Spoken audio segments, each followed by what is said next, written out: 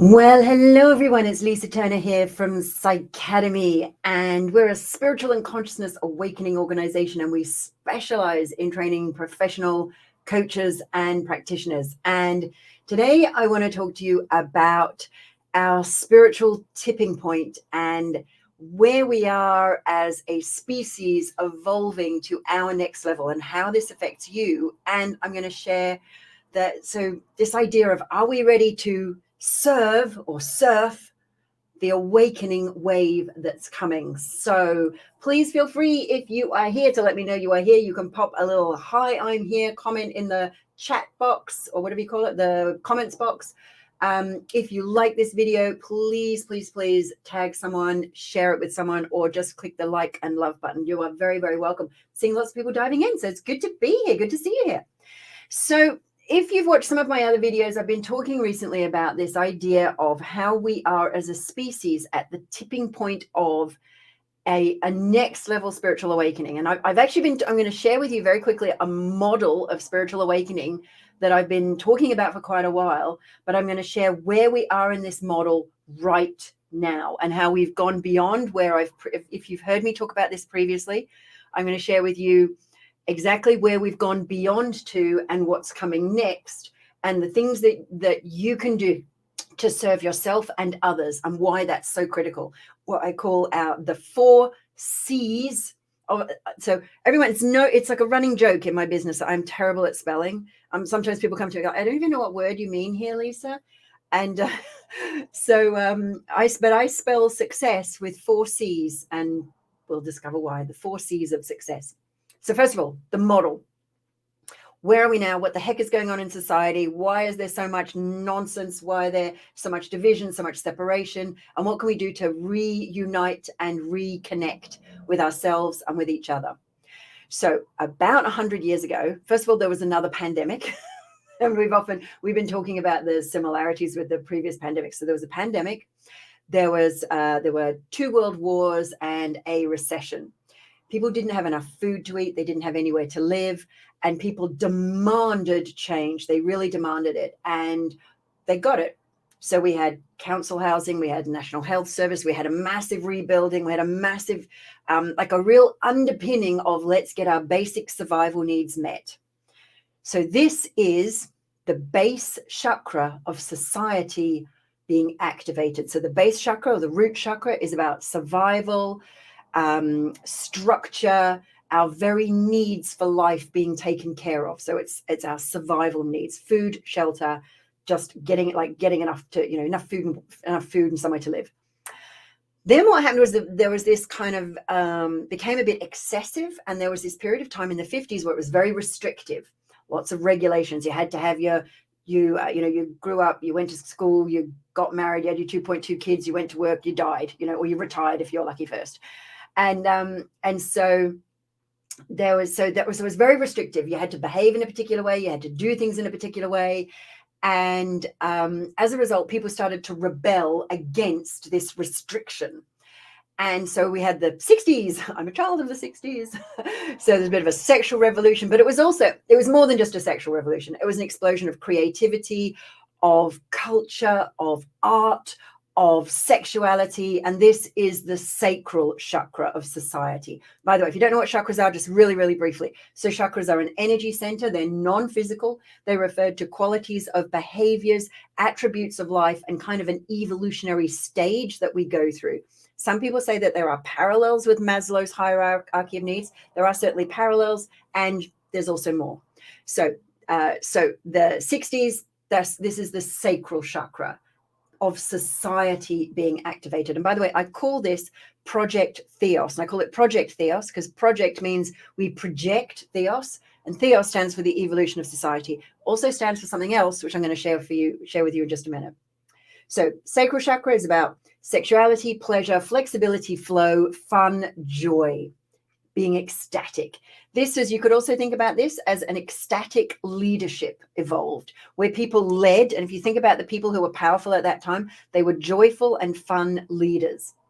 Then it became quite a little bit like overindulgent, so we say, and a little bit seedy, a little bit sleazy. It also became, because the 60s was a time of like, let's all share everything and collaborate. And it was a time of, sort of hippie communes and stuff like that. And people started to kind of ask themselves this question. They said, hang on, I get a bit fed up of doing all the work and having, like, I don't mind working, but I have to share it with everyone. Hang on, maybe I want it now. And then this led into, after the 70s, that's what happened in the 70s, a lot of strikes and civil unrest here. Then we had the 80s. So this is a time of great financial boom. It was also a time of rational thinking, logic, and a time when people said, I want it now. I'm not going to wait till I retire. I want it now. So a lot of time of entrepreneurship. A lot of people are investing in the stock market, and there are a lot of, it's like, this is where it became okay to just want money. Like, and greed is good, and there was a lot of talk about, greed is good, and that was that movie, wasn't there? And there was a guy here in the UK, he was the loads of money character, I think it was Harry Enfield comedy character, and he would wave loads of money around, and he was this really uncouth guy, and he was just like, loads of money, it's all about the money. And so this is the 80s, right? Thatcherism here, it's all about so this is the solar plexus of society being activated. This is, I want it now. So it's the individuality. It's about will. It's about taking care of yourself. It's also about having good boundaries. It's very money and finance and logic driven. And then what happened was people either got burnt and there were stock market crashes, or they got burnt out, and they started to say, there must be more to life than this, just working hard and earning money and working hard and earning money. And I don't even have time to spend the money and enjoy the money. There must be more to life than this. And this was the heart chakra opening. So there was this outpouring of love and compassion, and a lot of a whole new wave of group therapies. And it became totally fine to not only feel emotions, but express them. And this is the heart chakra, or our compassionate leader, being activated. So in the 80s, in the solar plexus, this is courageous leader. This is where we're brave. We go out on our own. Then compassionate leader is when we start going, oh, I care about you and me. And then we look at win-win. So the compassionate leader understands karmic balance. They're good with money. They like money. And it always has to be a win-win, whereas courageous leader, they're okay with a win-lose. So long as they're the one winning and somebody else is losing. Compassionate leader, we've got to have win-win. It's win-win or no deal. Then we had in the early noughties, we had the noughties, we had the internet generation. So we had, the social media started and blossomed and bloomed. And we had, iPods, iPads, iPhones. Everyone's talking, everyone's listening. This is the throat chakra. Everyone is expressing themselves, communicating, and everyone has just as much right to communicate as anyone else. And my truth is as important and valid as your truth. And this is the throat chakra, or the truthful leader. The truthful leader sees and speaks the truth, but can also hear the hidden message, kind of possibly not spoken. Now, then what happened is it became excessive, and everyone started talking about, they started talking a lot of bullshit. And then, of course, the pandemic hit. Now, the thing about the truthful leader is, and by the way, so the thing about all of the chakras is, whenever a chakra of society is activated, the one below becomes bloated or excessive. So we had the excessive rigidity of the base chakra, or earth leader. Earth leader is about following the rules, structure, security, survival. Just got to, toe the line. This was overly rigid. And then there was this explosion in this, which pierced it with the sacral chakra, the ecstatic leader. Ecstatic leader is all about having fun and joy. That was the 60s. Then it became overindulgent. And that was the 70s, which led to the 80s. Then it became overexpressed. It's all too much about money, too much about logic. There must be more to life than this. This led to the compassionate leader. And then it became almost too much about therapy and feeling. Actually, we need a little bit of, and everyone's talking and everyone's communicating. And it's not just expressing, it's now really, really connecting and communicating. But the thing about the throat chakra, which is where we have been, and right up till the pandemic hit, and just into the beginning of the pandemic, the throat chakra was bloated in that everyone's talking, not everyone's talking sense. In fact, some people are talking complete BS. Now, we then had this period it was a very short period of time when the throat chakra was open and balanced, and it led to the third eye chakra opening. The bloating of the throat chakra pierced the third eye, and all of the chakras were momentarily in balance. And then, when the third eye, by the way, is visionary leader, third eye is about vision, clear-sighted. The veil of illusion is removed. We can now see the world as it truly is, and we also see ourselves as we truly are. Now, and this is, by the way, of society, and the idea is, in order to surf this wave, so where we are right now is the third eye is open. We can see the world as it truly is.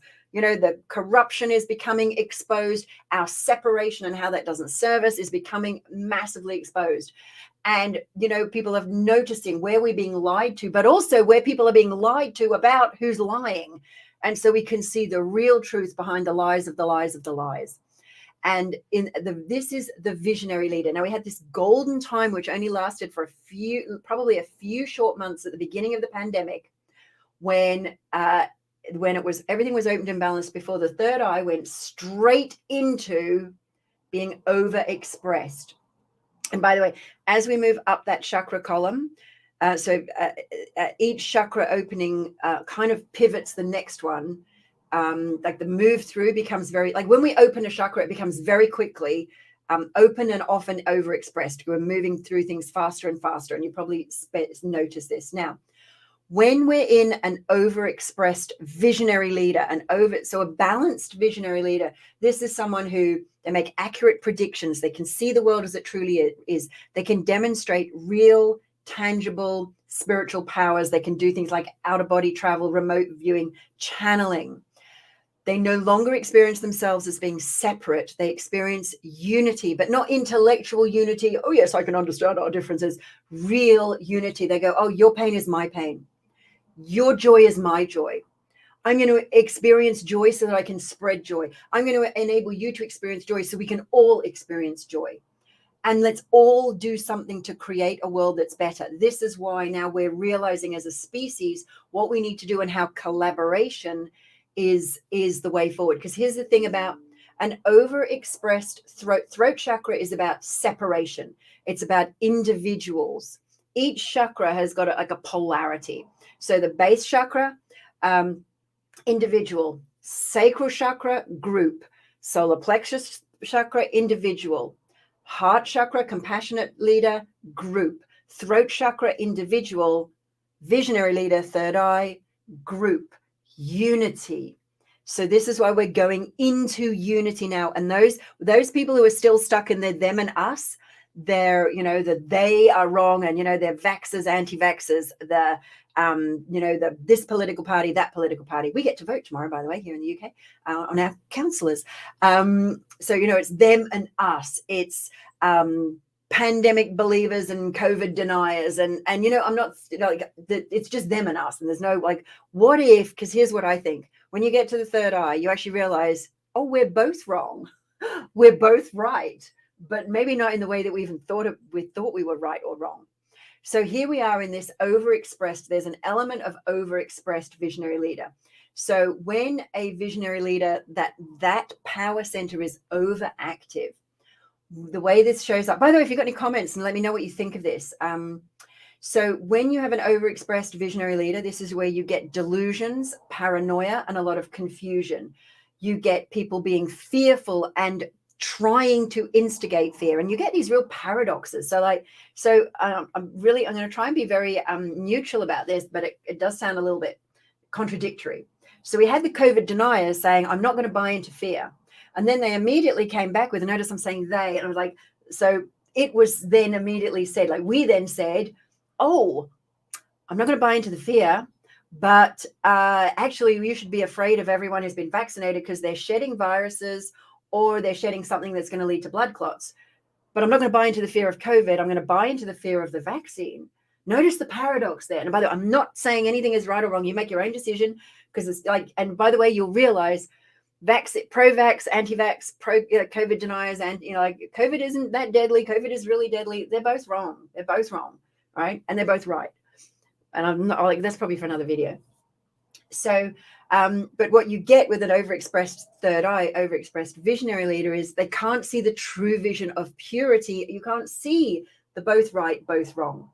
So this is where we get to a place of where the world is, we're in this wave being surfed, a wave where people are seeking connection, community, confidence, congruence. And so what the way you can surf and serve at this time is if you have a couple of things that are a few pieces in place. So the first thing that would really serve you and serve us, you can serve the world by doing this first, is anyone who has any of the power centers, any of their power centers, visionary, truthful leader, throat chakra, compassionate leader, courageous leader, ecstatic leader, earth leader, any of those that are not functioning, not balanced, they will struggle. Anyone who has that will struggle because they won't be able to see the truth and see the world as it truly is, because they're seeing it through the distorted filter of themselves. We see the world not as it is, but as we are, which is why we as individuals are being called to become the very best versions of ourselves, to become in alignment with who we are, to be confident, congruent, collaborative, collected, connected.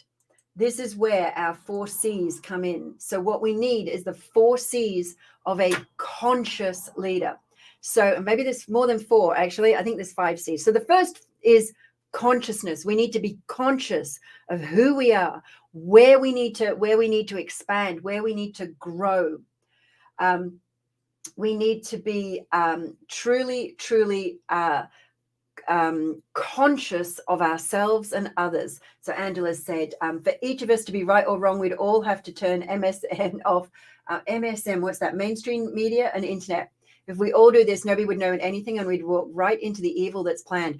Here's the thing, though, Angela, my darling. If we're in the realms of evil versus good, that's them and us. And the thing about, and I know, like, you may not want to hear this, but let's explore this. So thank you for that. Thank you for sharing that. Thank you for expressing that. And if that's your belief and it works for you and it empowers you and you feel strong, great. But for me, if there's this notion, there's something evil and it could damage me or it could damage others, then we're not coming at this from a place of divinity. So I'm going to ask you a couple of questions and I want you to think about this. So in most spiritual disciplines, there's this idea of you are an aspect or an attribute of the divine. The divine is within you. So if you believe, so the question is, do you believe that you're an aspect of the divine? Do you believe you're divine? So if the answer to that is yes, then if you believe you are divine or infinite source, what could possibly harm you?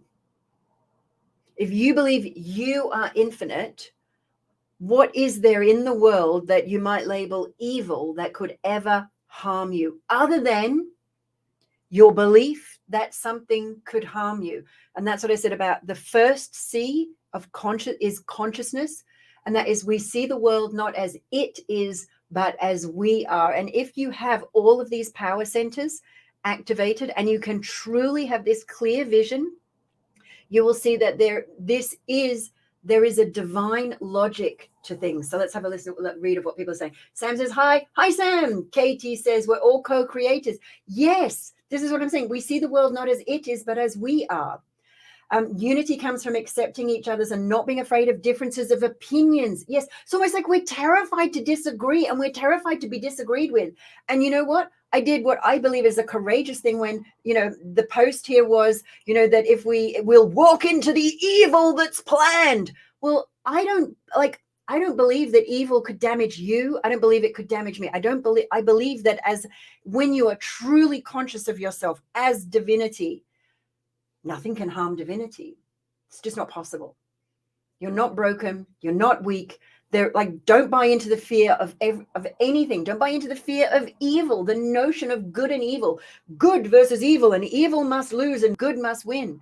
What if there is only good and it's just how we're using it? What if there is only power and it's just how we're embracing it, how we are using power for ourselves?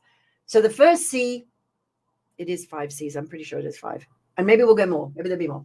So the first C is conscious. We need to be conscious of seeing the world as we are. Katie, don't worry. It will be here as a recording and you can catch up. And I'm going to share, if you want to know more about this, darlings, I've got something for you. I've even got a little program where you can learn how to activate all those power centers. So I'm going to pop that here and I'm going to go there. So head on over to there and come back and watch the replay. Oh, an error occurred. Wait a moment, then try again.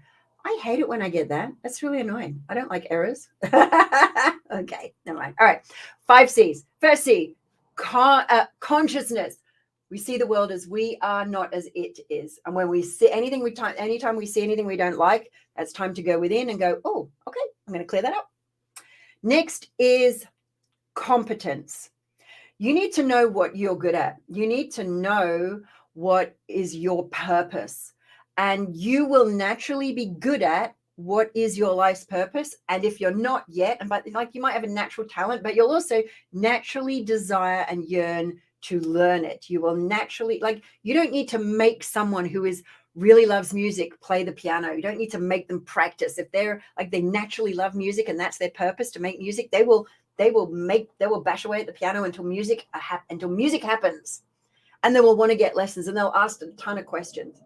So competence, you need to be really, really good at something. You need to be great at whatever it is in your particular way. And and I work a lot with coaches. Like, if you're a coach, you will find your particular way of coaching.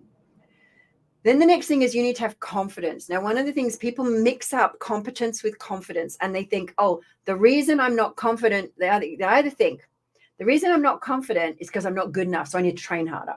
Or they think that the reason they're not competent is because they don't have the confidence. And actually, you need both together. So this is where we come back to the first C, which is consciousness. So you need to know how good you are. You need to be conscious of how good you are and where you're not good, and go and learn about that. And where you are good, have confidence in that and just get out there and do it, because you owe it to the world, right? To serve them. That's how you surf this wave of awakening. Then you need congruence. And this is where your inner thoughts and beliefs align with your external thoughts and actions. And it's like, if you're living your purpose, you have trained in your purpose, you've studied it, you've honed your skills and competence. So you've got competence and confidence, then you will be congruent. And you can't talk others into believing you're good at something that isn't truly who you are. You may be good at it. You maybe can do it really well. But if it's not your purpose, you'll often find that it's not totally easy. You'll struggle likely to really gain traction in the marketplace and as earning in terms of earning a living. If there's any little out of alignment there. So this is where the congruence comes in. And so let me recap those 5 C's. So the first one is consciousness. Then there is competence, knowing who you are, what you're supposed to do, knowing what your purpose is and being able to do it. Then there is confidence in that, being good at it and knowing that you're good at it. Then there's congruence about inner alignment and outer alignment. And then finally, it says an error occurred. I don't know what. I'm hoping you can still see me and hear me. Let me know. Put me in the comfort zone here. Let me know that you can hear me and see me. I don't like it when it does that, but I'll just go with it anyway. So the final of our 5 C's, so consciousness, competence, confidence, congruence, it's collaboration, connection, community, all in one. It's where we connect. We are social animals. We are designed. Oh, Wendy says you can still hear me. Oh, good. So the link is up. Good. So we are social animals. And at the moment, with the bloat of the throat chakra, which is about being individuals, there's still a lot of, good versus bad and white versus black and dark versus light. And, the red pajamas beat the blue pajamas in some game that we call elections. Or was it the red pajamas beat the blue pajamas beat, I don't know, anyway, pajama wars or elections. There's this them and us, whereas we are social animals, and we've been in this place of separation. And of course, the pandemic beautifully created like the perfect environment for separation. So where we are now is the third eye, is where we see the separation. We see it for what it truly is, which is lack of unity, which is where we need to heal our broken parts, where we need to And it's even beyond healing, because it's where we go from beyond. Healing is where something's broken and then we fix it and then we feel good. But there's the problem, where the problem with the idea of, it doesn't matter how great the healing is, if you come to things from the approach of, I'm broken, I was broken, now I'm fixed, there's always this sense of fragility. And this is where we need to move to the next level, where it's not that we might have been a bit broken and now we're fixed, but we're beyond that, and we've gone into generative, expansive, evolutionary growth and change. Now, in Psychacademy, what I developed is a process called conscious emotional transformation. And it does pretty much what it says on the tin, because it not only does it heal trauma from the past in a matter of hours, 4 to 6 hours, that other therapies might take years if they ever achieve. It actually takes you into growth, generative change. The final step, the final piece in conscious emotional transformation is where we open and expand new pathways, where we create new growth. This is what's needed now. And this is how you can surf and serve the wave of change. So if you are interested in learning about this, I have put together a program where you can join me to do this. Now, if you were going to work with me, one of the things I turn away the opportunity. If I said to somebody, if I just put it out there, I was taking one-to-one clients. Those who know, I've got pretty much a waiting list of people who are just waiting for me to open the doors to my next one-to-one client. And I charge thousands and thousands, tens of thousands of pounds to work one-to-one with me. And the reason I do that is because it's not who I am. I am all about collaboration and connection and creating these amazing groups where people work together. And by the way, it's this collaboration and community. It's not about, oh, let's all work together on the same thing. It's like, oh, you're working on that. That's fantastic. That's symbiotic with what I'm working on over here. And my piece can help your piece, and your piece can help my piece. In my team, and anyone who works for themselves or works, you will have a team. There will be things that you can't do that others do really well. You don't need to be good at everything. I don't need to be good at everything. And thank goodness for that, because spelling is not my thing. Neither is, turns it out, parking my car.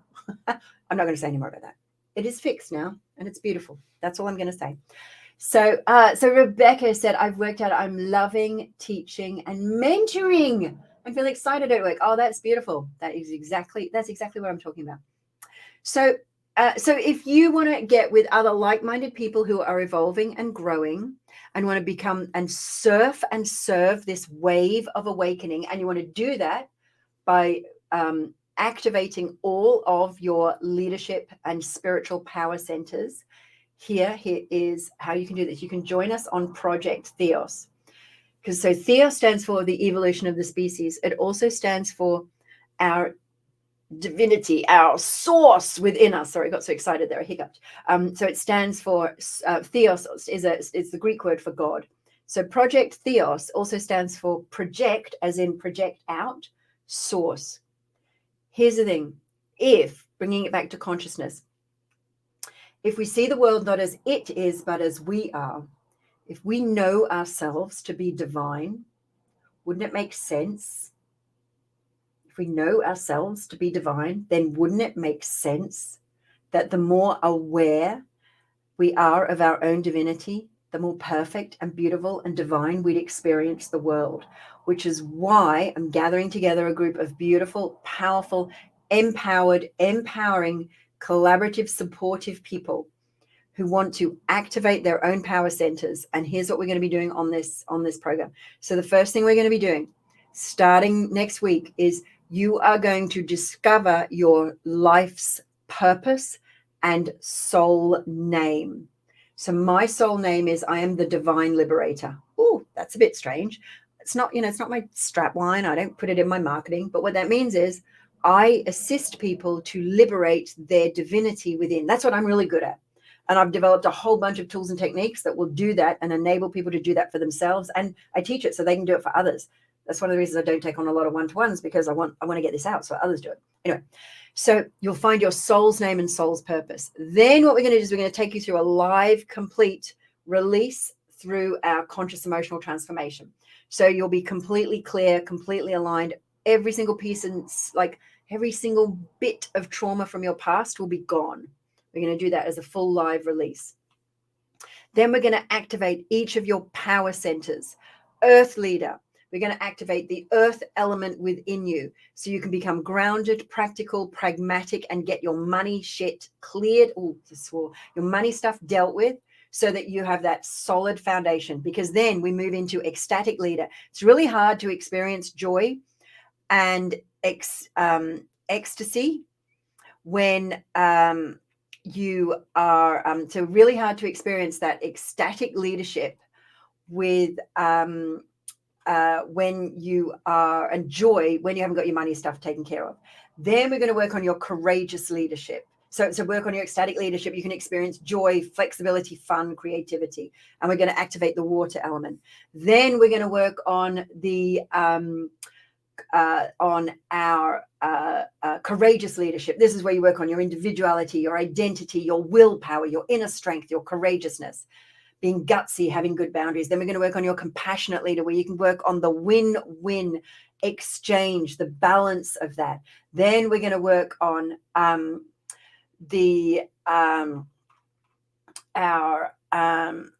I'm just looking at this site and I'm just thinking there's something going on here and I'm just not looking at I don't know what's going on. I can't see you anymore. Okay, there I am. So we're going to work on our truthful leader. This one we can hear and see and express our truth, our spiritual truth.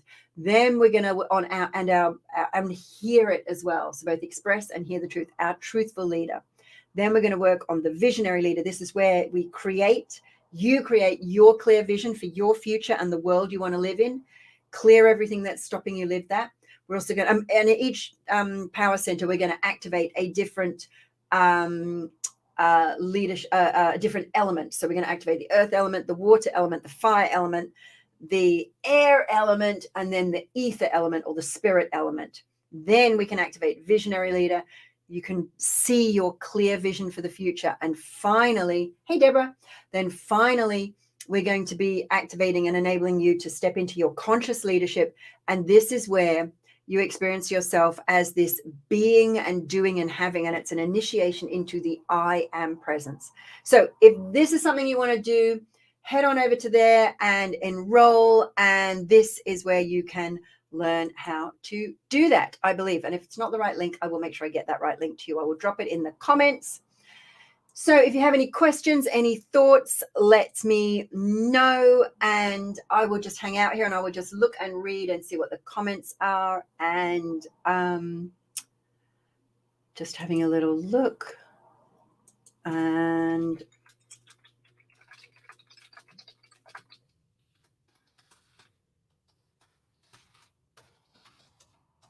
okay.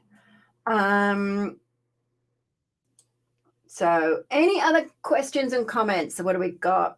Katie said, I wish I could watch it to the end. Your free will brings you to your destiny. This is true. This is true.